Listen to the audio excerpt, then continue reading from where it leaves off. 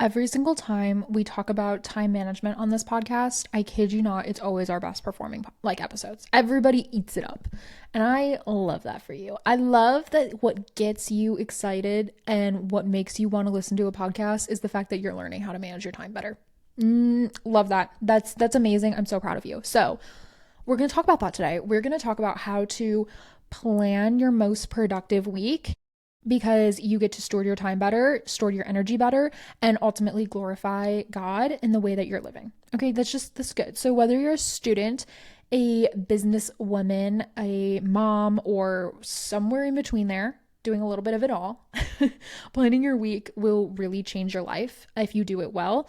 But it's not just about hustling harder, and you really need to make that clear. Is this isn't just how to um, do more with your time and work harder. It's about having purpose and grace with your time. So that's what we're going to talk about today. I miss talking about what we're drinking every episode. I really, really do. And it's been kind of chaotic because I've been batching a lot of these episodes simply because you guys know we're moving now.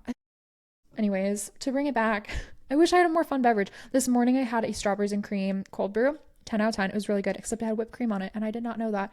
But right now, we just have a classic water, so nothing too fun. But let's get into it, because you're not here for that. You're here for my 6-step weekly planning routine. Now, I do this on Fridays. Fridays are when I plan out my upcoming week, because I like to bookend the week that I just had, making sure everything that got done needed to get done. It actually happened. And I then also can wrap up any tasks that maybe fell through the cracks. And then I plan out the next week. And then I don't have to be thinking about it all weekend. Like, oh shoot, like what's coming up? What do I need to do? I'm already done with it. It's done. It's written down. It's planned out. And I can add to it if things change, but I'm not focused on it over the weekend. Okay. So here's my 6-step plan. First step, we are going to pray over the week. I kid you not. When you invite God into the process and ask Him to kind of guide your time, guide your priorities, and remind yourself ultimately of what actually matters, so helpful. Like you are going to go in with so many more clear priorities, and your mind is just going to be focused on what it actually needs to be doing. Because sometimes, especially if you're starting something new or in a little bit of a chaotic season, you get so wrapped up in the details. You're so focused on, okay, what's next? What do I need to do? What do I need to accomplish? At least you are if you're me. And you can sometimes forget the bigger picture, like what you're actually trying to get to in life. And so when you pray over your week and you kind of invite God into that week before it even starts, it just resets you. And it really reminds me, okay, first of all, am I overwhelmed about things that are stupid? Most of the time, yes. And the world's bigger than me. And it's just a good reminder. You know what I mean? So that's number one. Number two, review the calendar at large. So when I am out and about making plans or have appointments or have certain specific like dates with people, I put all of that in my Google Calendar. Okay. So while I'm out and let's say I get a call and they're like, hey, we need you to come into the dentist. I'm like, great. Here, I put that in my Google Calendar. Or let's say I'm texting with a friend and I'm like, hey, let's go get coffee and take a walk together. That is going in my Google Calendar. So all appointments, anything that anyone else is relying on me for is going in the Google Calendar because it's in the moment when the decision's made, I'm putting it in there. So that means that when I sit down with my physical planner where I'm writing things down, I get to reflect on the digital planner and I get to see what's actually coming up. Okay, what meetings do I have? Who am I meeting with? What days do I have certain appointments? And then I'll look at it and also be like, okay, you know what? I don't have any time with friends this week. I need to reach out to someone and try to schedule something. So that way I'm maintaining community, strengthening it, and growing in that area. So like this past week, knew that I had a walk and coffee with a friend.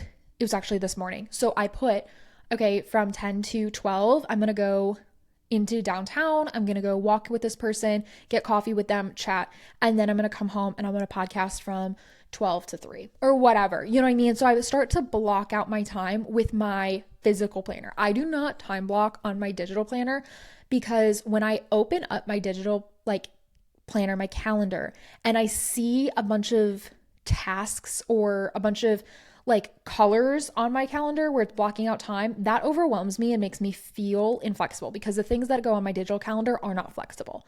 Where I could podcast today from 3 to 6 instead if I needed. There's a little bit more room for it, but I'm still time blocking. Review your calendar and appointments, deadlines, events, all of that is first thing that goes in there. Any deadlines that are coming up, first thing in there. You need to understand what day things have to happen on, okay? And then what I do is I create 3 priorities for the week. So starting with a prayer, reviewing your calendar, and then 3 priorities for the week. These are 3 things that have to get done so I can focus on if these 3 things happen, I won it the week. The week was a giant check mark, even if everything else around it sucked. These are the 3 things I'm focusing on. Usually there's one giant collab that I have to do for social media or for the podcast. And so that will be the first thing that I write down is some sort of collaboration, or there's some sort of big meeting for my job. Or there's some specific event coming up, whatever it is, I will go through and mark 3 top priorities that have to get done.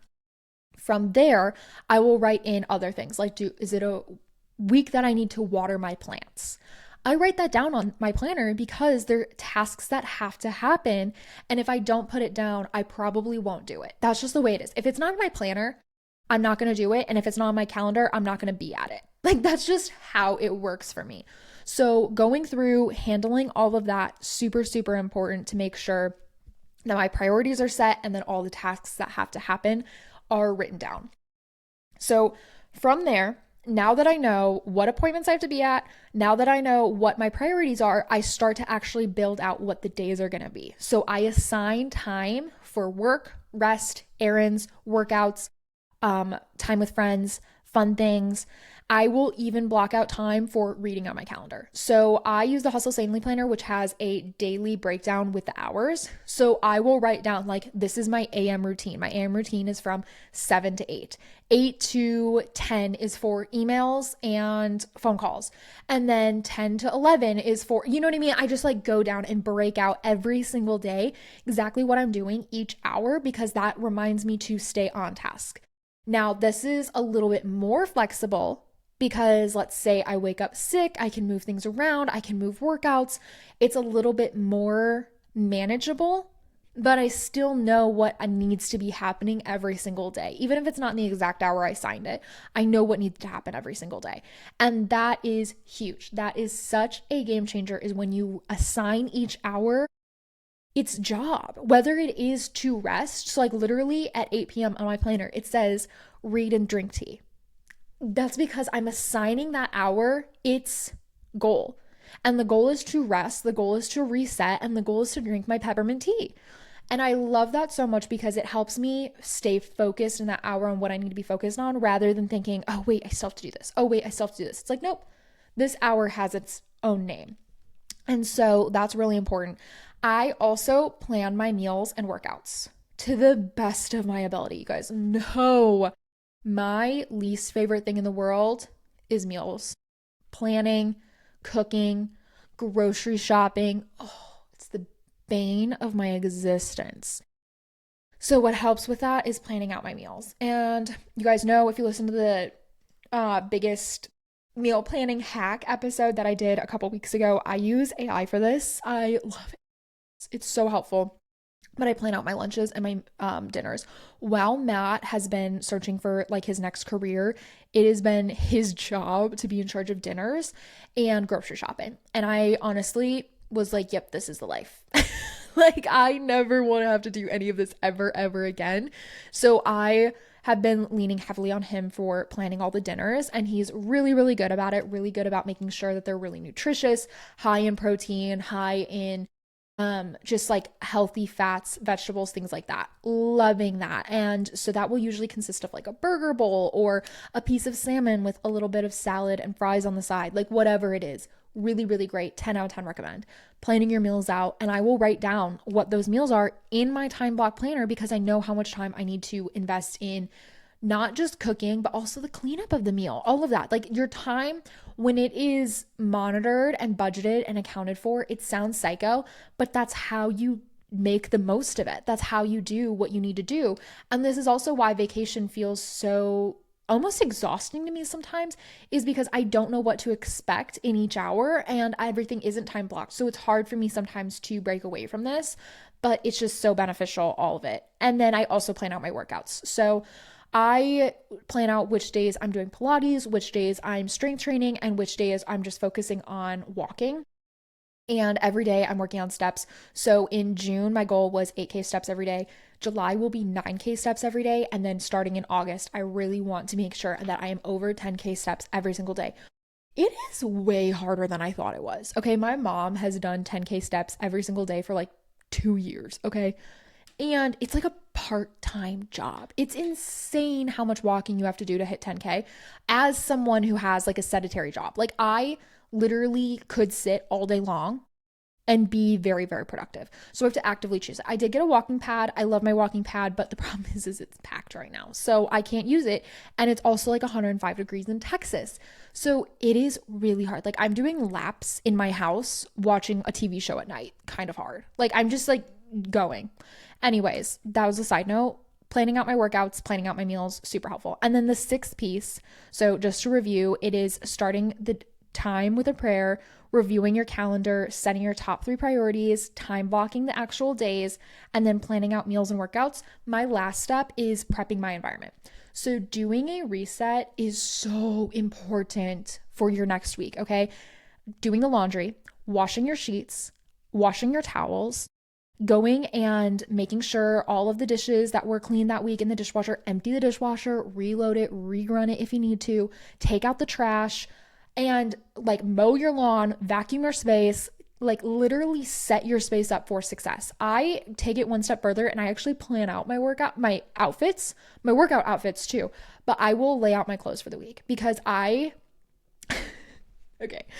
take like 15 minutes and I spend it on Pinterest looking at outfits and what I should wear. And usually I'm just outfit repeating anyways, but sometimes I'll forget what outfits I have. So like if I really like an outfit, I'll take a picture of myself in it and then I'll catalog it so that way I know that that's a good outfit to wear. And I don't have to think about it later. So then I lay out my outfits. I have one of those organizers. That's what I do. I got little organizers that just like hang in your closet and there's like, it's like a little shelf organizer and I put Monday, Tuesday, Wednesday, Thursday, like I put all of my clothes for the week out there. This helps make sure that, cause it's really easy. I'm a work from home girly. And right now I'm dressed for a walk because I met a friend for a walk this morning, but I would literally wear like running shorts and a t-shirt every single day if I didn't like make myself get dressed cute. And I like getting dressed cute, but what I hate is walking into my closet when I'm busy and then being like, yep, I need to now figure out what to wear. It's exhausting. It's draining. Don't love that. So anyways, this is my process and I plan out everything I possibly can and prep my environment because everything, all the decision fatigue that I can take out of things, all of the rest that I can do, I will do that to show up as the best self that I can for that actual day. So yes, that's how I prep. Now, does it always work out 100% of the time? Absolutely not. I know that I will not always stick to plan A, but that's why plan A is so strong. So that way plan B is maybe a little bit more loose and then plan C is worst case scenario, but my worst case scenario is still showing up in a way that I'm proud of. Productivity is not about perfection. Okay. It's literally about the progress that you're making. So when we plan with grace and we leave space mentally for real life to happen, yes, it's on the paper. Yes, it's on my list of things to do, but there's grace in case things need to change and shift. That's where God often moves the most, is in the changes and in the things that we weren't expecting. So that's it for today, my friend. I hope that this gives you some tools and encouragement to step into your week with purpose. And I would love if you leave a review and give me 5 stars because that helps the podcast so much. I am so excited about where this podcast is going. I have some major dreams for it coming up and just kind of the way that God's going to continue to use it. And I am so excited. So if you would do your part to help it grow, I would love that. And yeah, if you rate it 5 stars, that'd be amazing. Until next time, I hope you live abundantly and have a really, really productive but peaceful week.